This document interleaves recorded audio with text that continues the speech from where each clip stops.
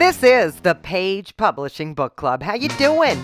I'm your host, Alice Stockton Rossini. We begin with an author who has found great success with the most difficult part of becoming a first-time author, and that's promotion. So take notes. Tressa Irene Duckworth is a retired correctional officer. She always considered herself a pretty good writer, and now that she's doing grad work to become a social worker, she's an even better writer. And now she's published her first children's book entitled The Adventures of Cece and Diddy.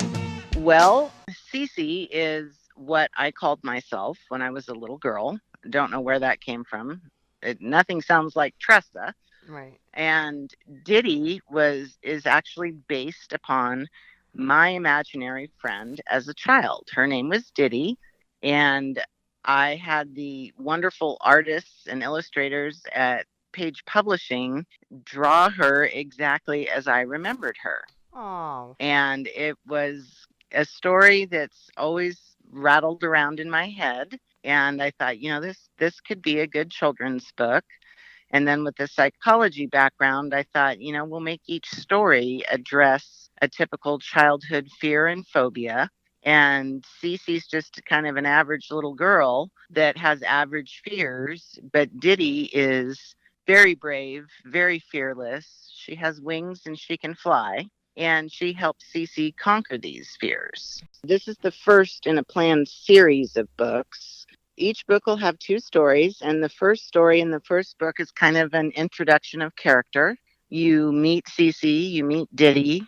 You kind of wonder what Diddy is all about because she's very shy when she's around grown-ups. I allude to the fact that she's Cece's imaginary friend, but we never come out and say it.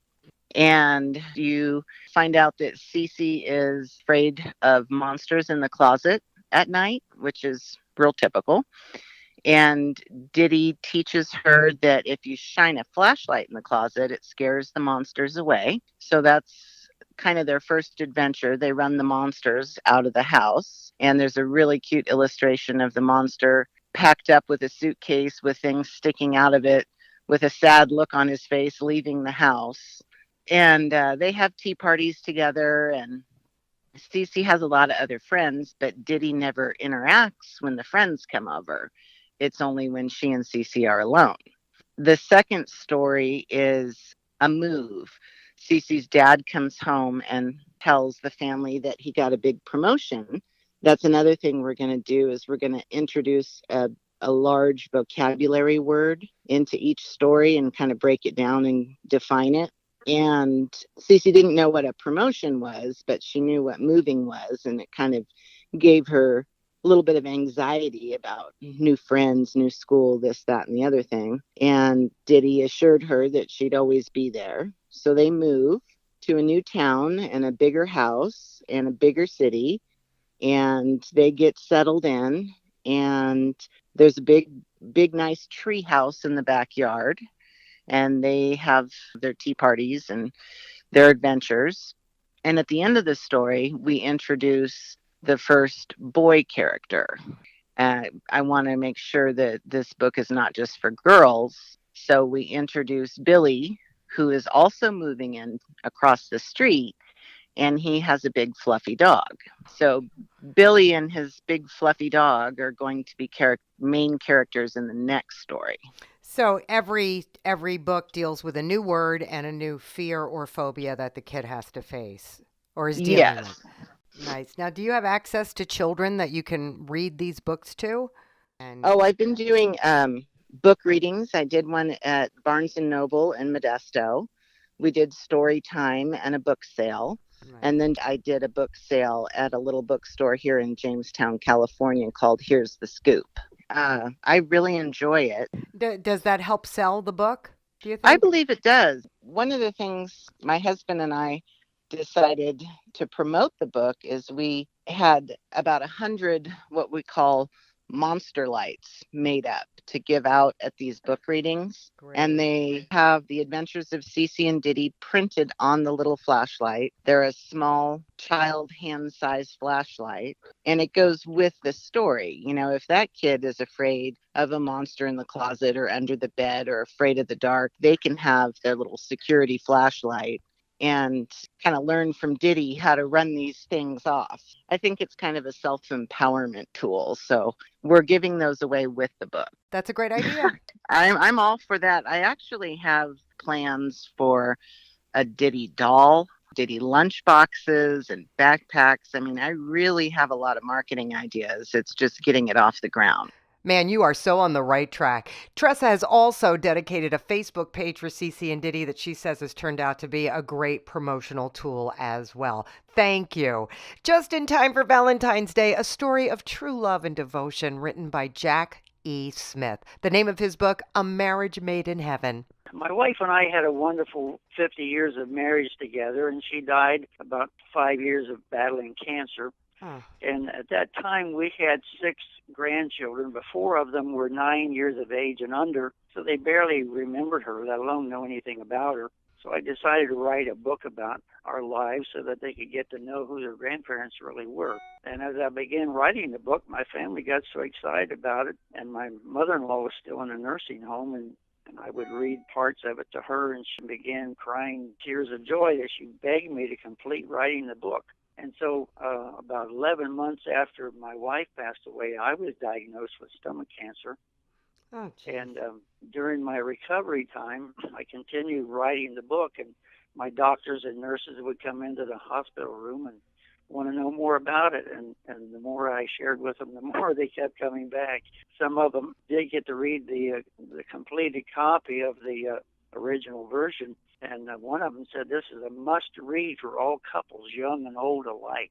And so they begged me to do more with it than just share it with the family. So that's why I decided to have it published.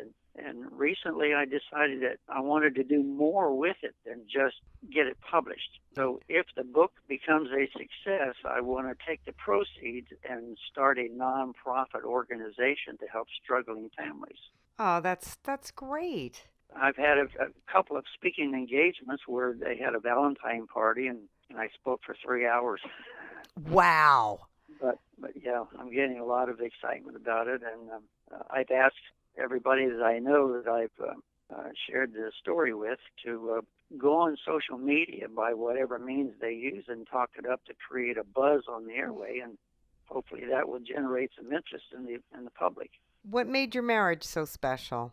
Well, I believe it was being in church all of our lives. We met in the church choir, and we were honest with one another about everything, and we truly became friends, and she was my best friend as well as my wife and my all. You know, we shared everything, and we didn't have any desire to cheat on one another or look elsewhere. God brought us together, and as people would read the book, they would realize that when we were born, our parents lived 3 blocks apart from one another. But they didn't know each other. And then my mother-in-law, she became ill with TB, so they moved out west to the dry climate and lived in 7 different states. And finally they came back to Norwood, Ohio, and my wife came to the church where I was a member, and we met in the church choir. Wow. How many kids? We have 2 boys, both were firefighters in their career, and we have 6 grandchildren. But like I said, 4 of them were 9 years and under, so they really didn't get to know their grandmother. Right. So what's the message you want to send with this book? I want everybody to understand that if they will let the Lord be in their life and trust Him, that He will guide them, He will protect them, and He will provide for them, just as He promised in the Bible. I've shared in the book that I've been saved and walking with the Lord for 67 years, so I can tell you from example that I have lived a blessed life, and God has promised to provide for my needs, and He has done that all my life. I'm now 79 years of age, and He has not failed me yet, and I don't expect Him to do so. I know a lot of people get frustrated with life. They get overwhelmed with various events that go on in their life, but when you've got someone to turn to, talk to the Lord about it, He will answer, and He will care for you. All right, Jack, thank you so much. What a beautiful tribute to your wife. Lieutenant Colonel David Brown retired, won accolades with a book he wrote in the 90s about the history of his rifle company in Vietnam. He took that experience and applied it to telling the story of an air-ground campaign by U.S. Marines in 1927 to suppress disturbances in Nicaragua. His book is entitled Bandits Below. rolled up my sleeves and started making a rather lengthy outline on the Marines in Nicaragua. I didn't want to write World War II in historical fiction, as we call it, because so much been written on it. Vietnam's had a lot of written on, but not much was done on a very, very important campaign that the Marines had back in the 1920s.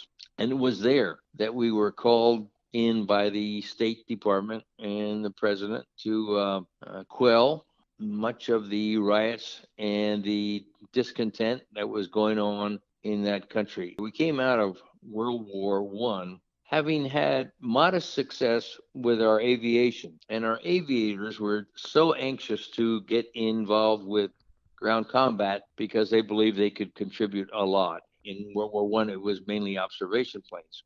And they did level bombing, where they fly at about 1,000 feet and then drop the bombs from that height. Until we went down there 9 years later, the Army and the Marine Corps worked diligently on dive bombing and put that air-ground team together, which was done very successfully, so much so that today the Marine Corps is unique among the services for its ability to do that. And internationally, we're still the best of putting an air-ground team together. That is fixed wing overhead and the ground guys down below ready to get ambushed, and the air guys are spotting the bad guys, and they take out the bad guys, and the patrol goes successfully ahead. So this wonderful air-ground team we have, and we put that together in an effort to quell Cesar Augusto Sandino, who was the liberal politician, a rebel, who we called a bandit. And just for information, today in Nicaragua has a lot of protests and riots and insurrections going on right now. And Daniel Ortega, he is the president, and he's a Sandinista. So all this comes from Sandino, who we were chasing that. You're going back and you're doing the research, and you're giving us some history behind all of the events that led up to right.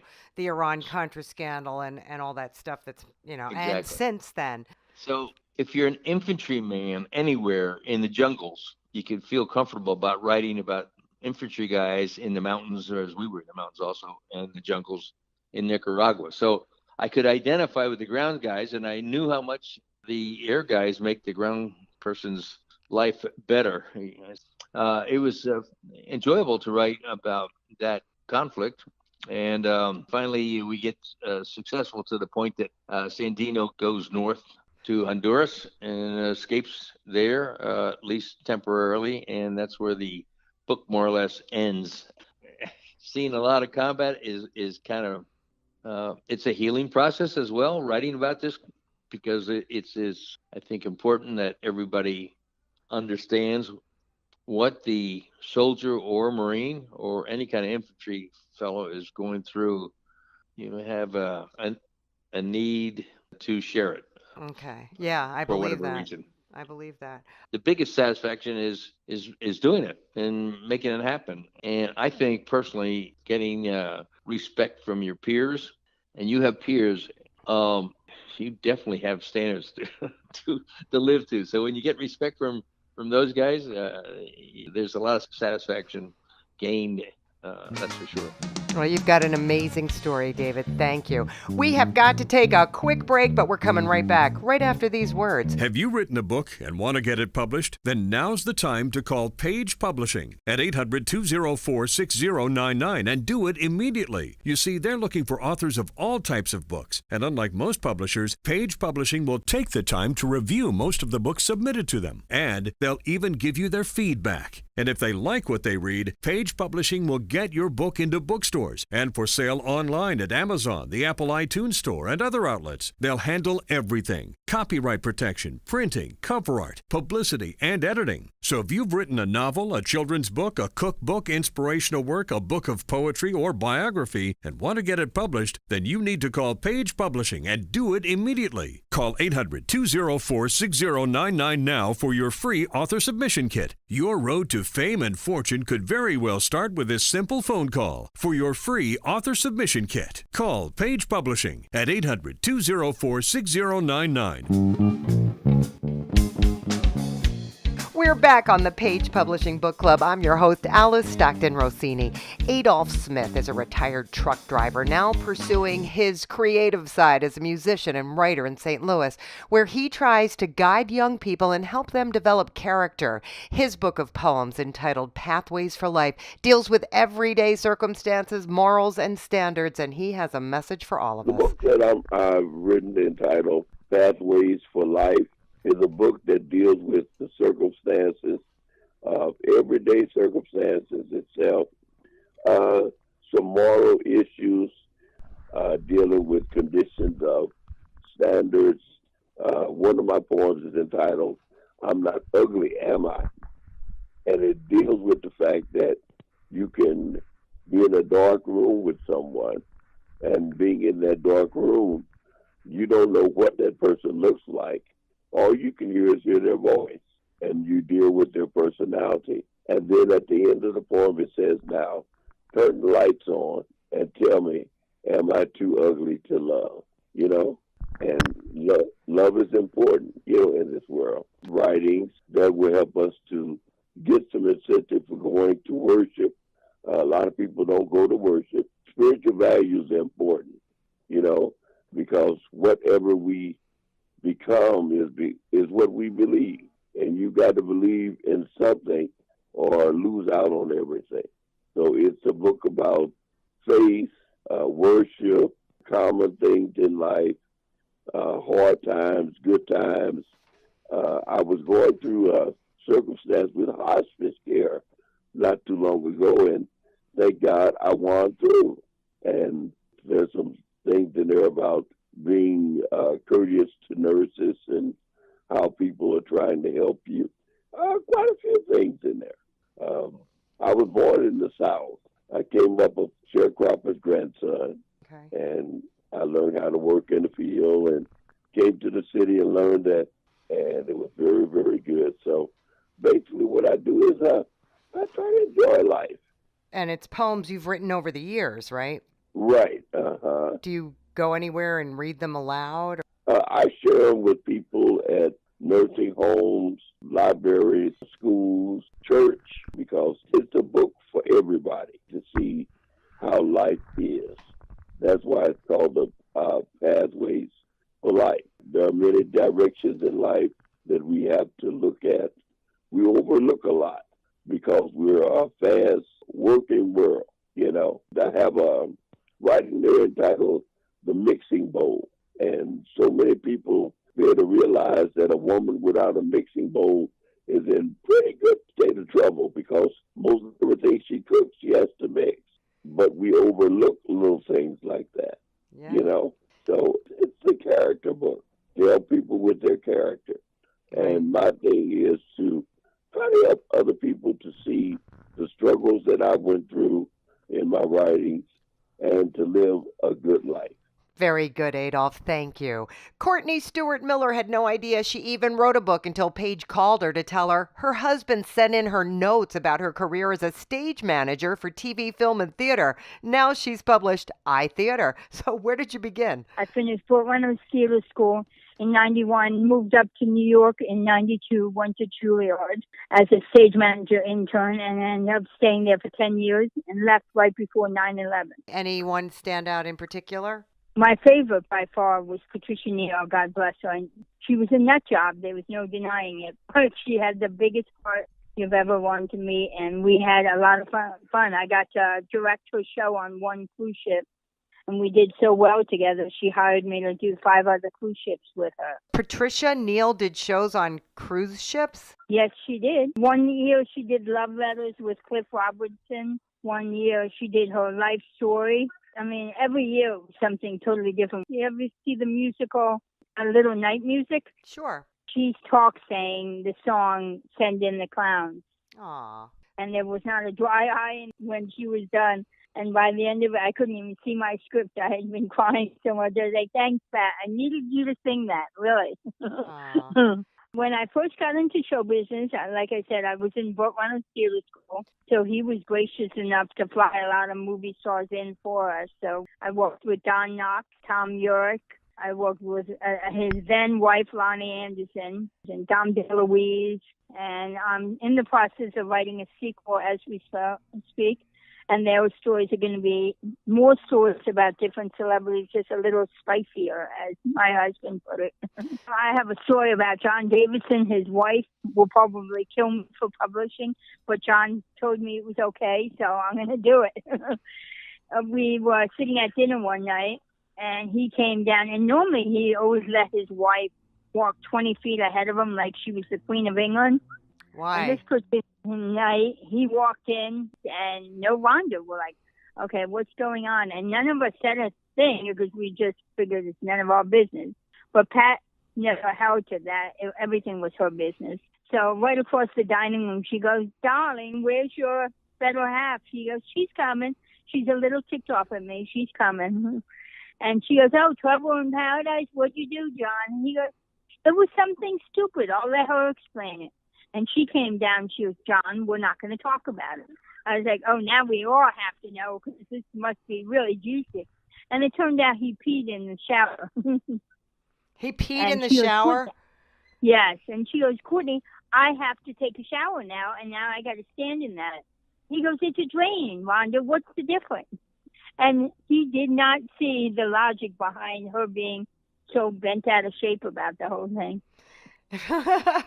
And this old lady sitting at the table next to us goes, you know, that was something I didn't need to know about John Davidson. What about you, Courtney? I was like, no, I could have lived without that one. But little stories like that, I mean, nothing that would get me in trouble for writing it. What it was is I wrote a journal all those 10 years I was in show business. And my husband decided to send it into Page Publishing and about 10 other publishers.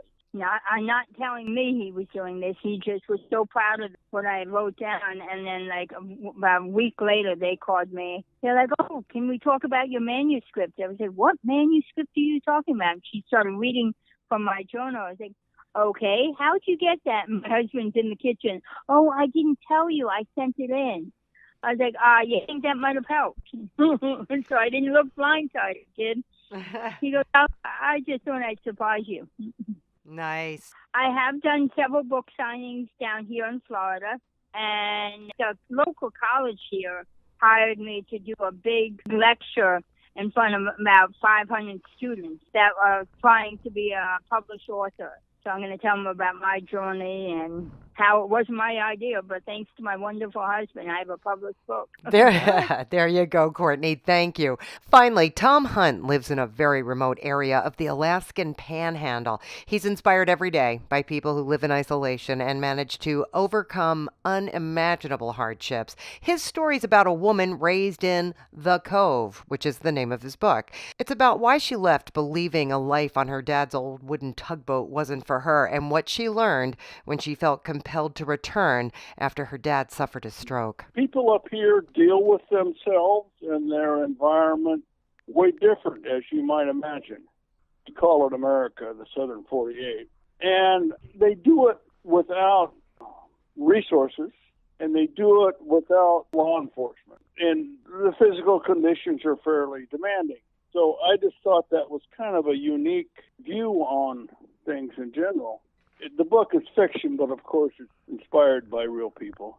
But I just thought that might be a story worth sharing with people who might not otherwise get an idea of how life would be if you were almost on your own completely. Yeah. Yeah. If you had no help, you know. Yeah. So Nancy has a husband and 2 kids.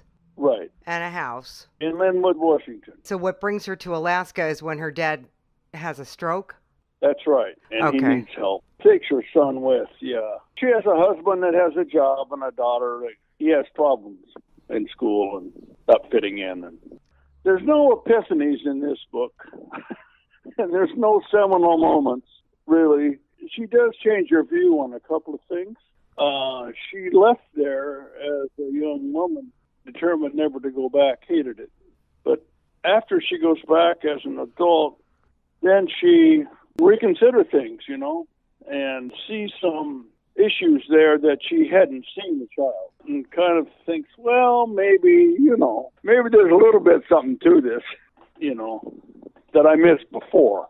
It's an attempt to explain to people in America a different lifestyle. Well, a lifestyle that you have to be completely self-reliant, and it's up to you to make or break your life. Yeah, it's people make it at all kinds of different levels. And there's a few people who, I guess you'd say, would break, but not very many. It's just what humans do best is adapt to their environment, and they do that in a humorous and odd way. Well, it sounds like you really enjoy the process of writing. Oh, I do. I love it. This is never going to amount to a hill of beans, but I like doing it. And what else can you ask, really? No, that's true. That's true. But you love to tell stories. So Sure. Why wouldn't you go out and talk about this story? Exactly. I just got back from Oregon and did a talk with some folks around Portland, and so we spent some time in Mexico. There's a bunch of gringos down there from different parts of the world, and I'll give a couple of talks in Mexico. And, maybe again in the Northwest, we don't travel. Hell, you get me two people together, I'll sit down and talk to them. But it's important for you to keep writing. Yes, it is. Yeah. Absolutely. All right, Tom, you do that. You know what? Now that I think about it, it's important for all of us to start writing. And once you start, don't stop. That's what we do here at the Page Publishing Book Club. We're here to inspire, and we're here to prove to you that it's possible. We're already working on our next show. We have so many authors to bring you, so many exciting stories coming up. Thank you so much for listening, and if you missed anything or you want to find a show you missed, just go to 710WOR.com. I'm Alice Stockton Rossini. Talk to you next time.